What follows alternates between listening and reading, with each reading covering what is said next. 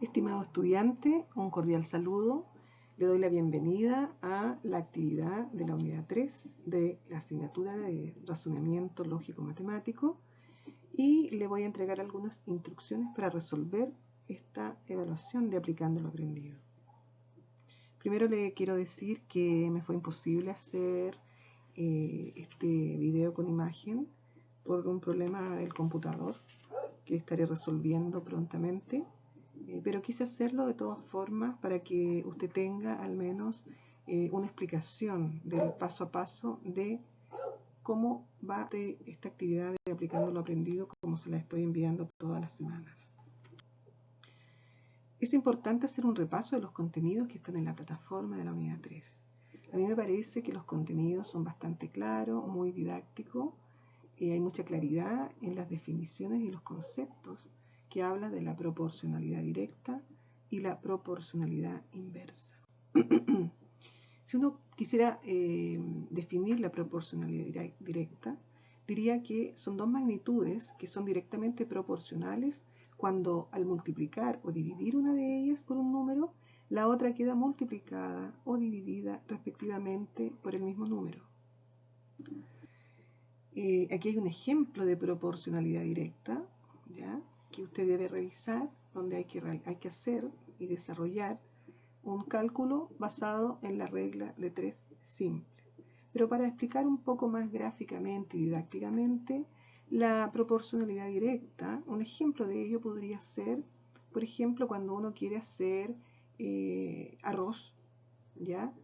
Cuando uno quiere hacer arroz debe poner una porción, ¿cierto?, de arroz, supongamos que una taza de arroz, y una porción de agua. Una taza de arroz por 2 de agua. Esa es como la receta que todo el mundo conoce, ¿cierto? Pero si yo quisiera aumentar la cantidad de arroz, ¿ya? Tengo visitas y quiero aumentar la cantidad de arroz, lo que yo debiera aumentar debe ser proporcional. Por ejemplo, aumentar una taza más de arroz, en donde yo debiera aumentar 2 tazas de agua más, para que me resulte la receta, ¿cierto? El aumento debe ser igualmente proporcional a la cantidad del arroz. El agua debe ser proporcional a la cantidad de arroz. Desarrolle este ejemplo que yo acabo de hacer, cumpla con la fórmula que está claramente explicada y va a ver el resultado. Algunas de las instrucciones para resolver los problemas de proporcionalidad directa. Parte 1, aplicando lo aprendido, unidad 3. Una vez que has repasado los contenidos de proporcionalidad directa, resolver los ejercicios que se dividen en dos partes. Aplicando lo aprendido tiene ejercicio 1, que son 4 de proporcionalidad directa y 4 de proporcionalidad inversa, ¿ya? Primero siempre leer el problema y poner el foco en la pregunta realizada, ojalá subrayar, ¿cierto?, lo que se me está solicitando. Luego marcar los datos en un borrador, en un papel, que le permitan dar solución al problema. Ahí en ese minuto usted debe aplicar la regla de 3. Ubicar las unidades de medida utilizadas en el mismo lugar. Por un lado, los mismos elementos, ¿cierto?, para no confundir los resultados. Son 4 ejercicios de proporción directa y 4 ejercicios de proporción indirecta. Cada ejercicio tiene un valor de 5 puntos cada una. 3 puntos el cálculo que usted debe desarrollar en cada ejercicio y 2 puntos tiene el resultado de este cálculo.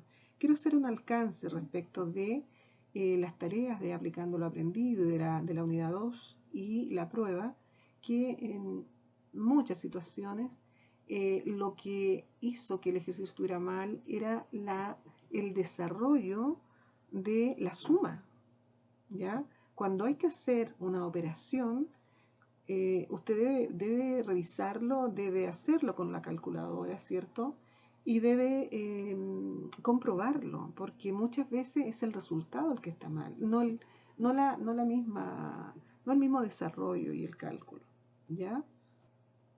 La parte 2 de aplicando lo aprendido, como les decía, es de 4 ejercicios de proporcionalidad inversa. Si uno quisiera también definir lo que es la proporcionalidad inversa, sería dos magnitudes que son inversamente proporcionales Si al multiplicar o dividir una de ellas por un número, la otra queda dividida o multiplicada por el mismo número. Lo que ocurre con una de las magnitudes ocurre de forma inversa con la otra magnitud. Cuando una crece, la otra disminuye y viceversa. Así como les di un ejemplo del arroz, cuando las porciones, ¿cierto? Si aumento la cantidad, las porciones deben aumentarse proporcionalmente para que resulte. Bueno, en este ejercicio es como al revés. Si uno, por ejemplo, quisiera desarrollar, supongamos que el trabajo de pintar una casa. Si yo tengo a 4 personas pintando una casa y se demoran una semana, ¿cierto? Y yo aumento la mano de obra, aumento, ¿cierto? Por ejemplo, en el doble la mano de obra. ¿Qué va a pasar con el resultado? Va a disminuir, se van a demorar menos en pintar la casa, ¿ya? Tenemos acá también la fórmula para desarrollar el ejercicio. Un buen ejemplo también es este que vamos a ver a continuación. Está claramente cómo debo multiplicar, ¿ya?, los mismos elementos y despejar X. A más alumnos por grupo se forman menos grupos. Aquí di otro ejemplo de proporcionalidad inversa, ¿ya?